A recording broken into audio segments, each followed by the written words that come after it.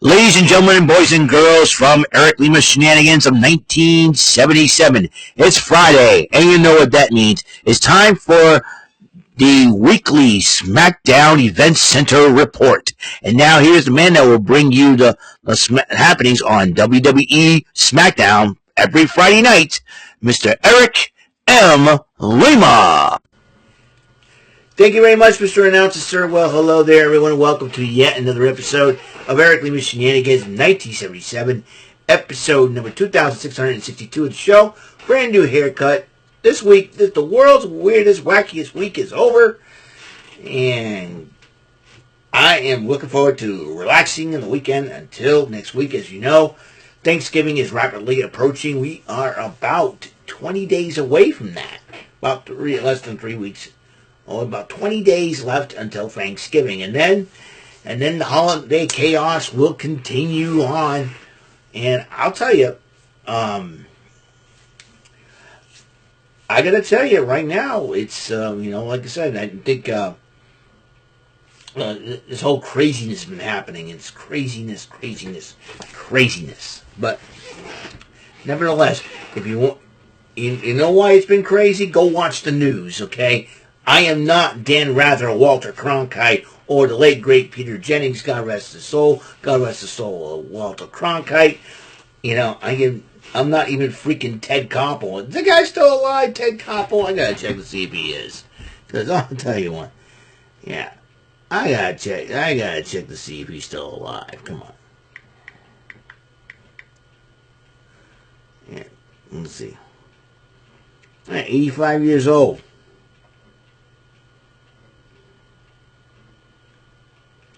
85 years old. The man's still alive. The man is still alive. Ted Koppel, man. You know what I mean? Dan, and I'm not Dan Rather either. So, if you want to know what the eye has been weird and wacky, you might be thinking bad timing because the holiday season is coming. Bunch of babies. Anyways, we're going to talk wrestling here. We're going to talk about SmackDown. We're not going to talk about all the other crap that's been going on in the world. We're talking SmackDown. Greenville, South Kakalaki. And that's where my friend Jordy Scowl was, along with his dad and some of their friends, to watch some SmackDown. That's right. Didn't get to see Jordan in the audience, though, but that's okay. We saw a lot of wrestling action. They probably were at a place where they're out of camera range, maybe. I don't know. But my I digress, they were there at SmackDown, and I'm sure he's taking probably taking a few pictures. Maybe. I don't know. So we'll see how that develops. So Cody Rhodes kicked off SmackDown, and he said, what we want to talk about. So this is the fallout from Saturday Night's Main Event Part 2. And he decided, well, I'm putting Drew McIntyre in the rearview mirror. I want to see what's next for me. And then Aleister Black and Zelina came up. And Aleister Black, well, he wants a piece of Cody Rhodes. I was like, okay, new challenger, not bad. And then Zelina Vega goes over to him. And all of a sudden, she says something to Cody. And then smacks him. Cody took off his tie, he was ready to go. And Nick Aldis says, I see the tension in the air. Folks, are you thinking what I'm thinking? One-on-one, Cody Rhodes versus Aleister Black in a non-title matchup.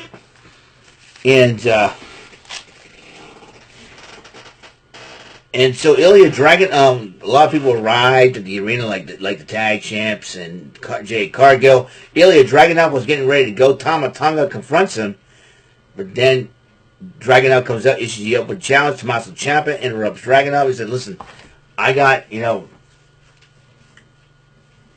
screwed out of this opportunity because you decided to call me a jackass and all that." He said, "Yeah, I accept the challenge, but I accepted it from him." Johnny Gargano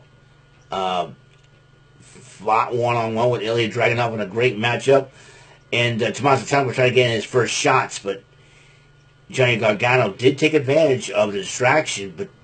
But in the end, a great matchup, one-on-one, and Ilya Dragunov retained the title. Even despite the fact that Candice LeRae did get involved in the matchup.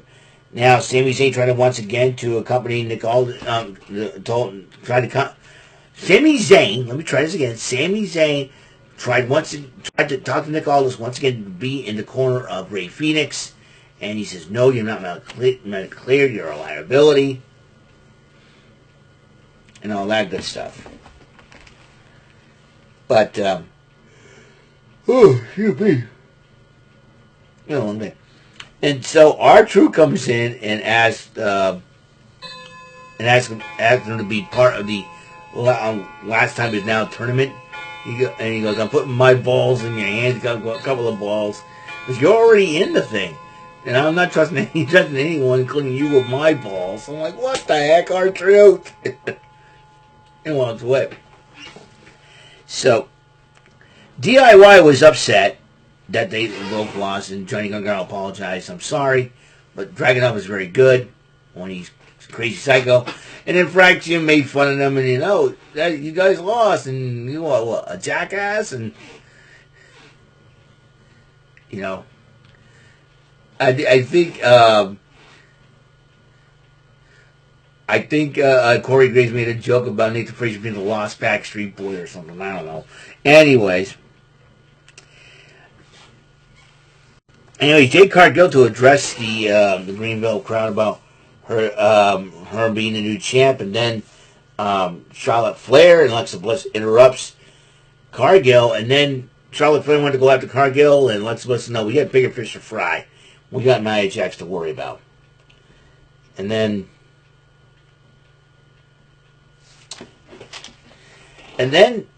Chelsea Green was in the back, declaring that she'll be the new United States champion. She's challenging Julia for the title, along with Alba Fire.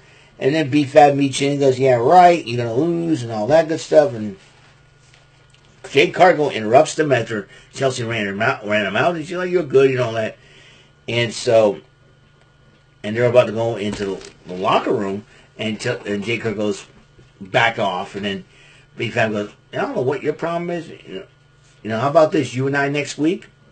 Yeah, bet. So that match will be happening next week. Jade Cargill versus B-Fab.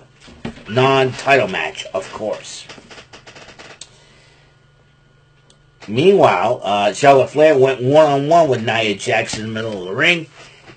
But it seems like the tag champs got bigger targets on their backs because at ringside during the matchup, Lash Legend made an appearance and attacked Alexa Bliss.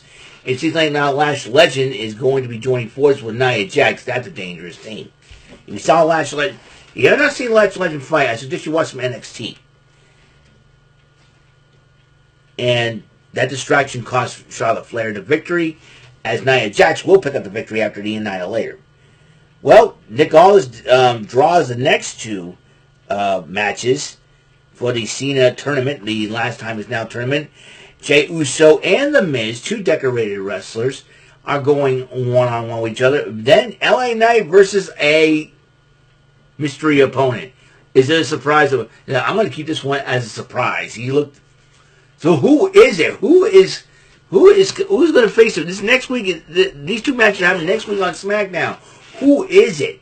Who is the guy? Come on, Nick Aldis, you got to tell me. Who is facing LA Knight? Now, a lot of people are going to be guessing. I'm not going to guess until I find out next week. But there are rumors going around that Chris Jericho may come back to the WWE. If that's the case, him and LA Knight in a promo battle, let's go. If that's the case. Is it Edge? I don't know if he's coming back. We do not know. But Nick Aldis, you got to tell us. We're going to have to find out next week. You know what? I'm going to keep this one as a surprise. Come on, Nick Aldis. Can't be your wife. I'm going to joke with it. Is it your wife? Boy. But then again, who knows? So, those two matches happen next week. Now, Kathy Kelly interviewed Nia Jax and Lash Legend. They joined forces, and it seems like Nia Jax and Lash Legend became great friends after they faced each other in NXT.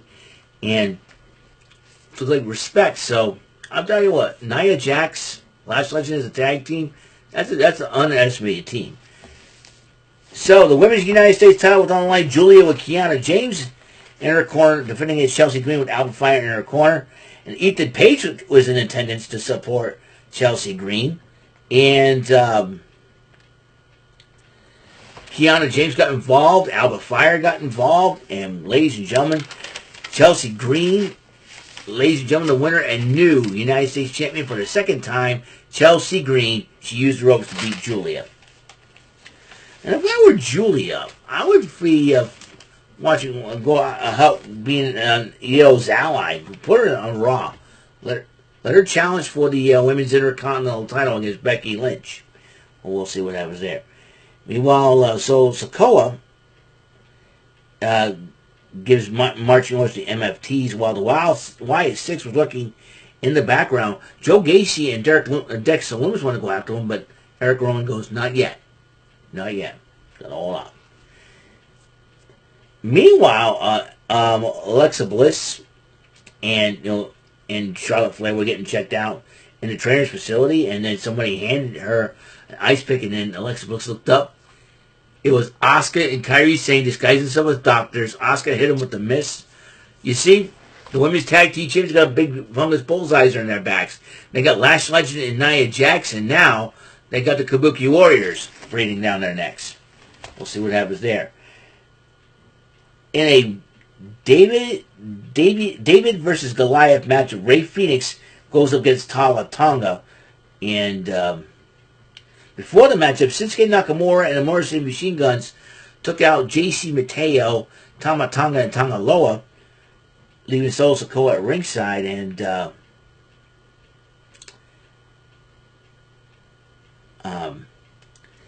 And Tala Tonga ended up winning that matchup in his debut. But as they were about to attack Rey Fenix, the man Tala Tonga defeated Rey Fenix in the matchup. Sami Zayn came out with a chair, while Solo Sikoa and Tala Tonga do retreat, and that the Miz is pointing the bullseye on their back. Now Captain Kelly interviewed the Miz, and the Miz is still sore at Carmelo Hayes, and then he says, "I'm looking forward to the John Cena tournament. I should be winning it all. I'm not having anybody from outsiders and all that." So we'll see what happens in that situation in the tournament. Meanwhile, Cody Rhodes went one-on-one with Aleister Black, and this was a heck of a matchup until Drew McIntyre got involved attacking the referee Dan Angler, a.k.a. Rudy Charles. And then they continued to attack Cody Rhodes until David Priest shows up and went after Aleister Black. And then at the end, Nick Aldis says, I'm sick of this. I'm fed up with your game. Guess what? Drew McIntyre, you're suspended. So he suspended Drew McIntyre. McIntyre argued with Nick Aldis, and that's the end of that. So that is all for episode 2662 of Eric Lima Shenanigans of 1977. SmackDown Event Center for November 7th, 2025. And tomorrow we're going to play some card shots. We got AEW Collision. All good stuff going on. So I will see you guys later. You guys have a wonderful, blessed day. Until next episode comes rolling around, Mr. Announcer, take us home. That is all for today's episode of the show. This is Mr. Announcer speaking for Eric Lima Shenanigans of 1977. A Big Beefy E and do it for Bob Saget production, and in association with a Raving Bull for 3000 telepictures and distribution. Thank you for watching another episode of Eric Lima Shenanigans of 1977. See you later on the next episode of the show. Goodbye for now.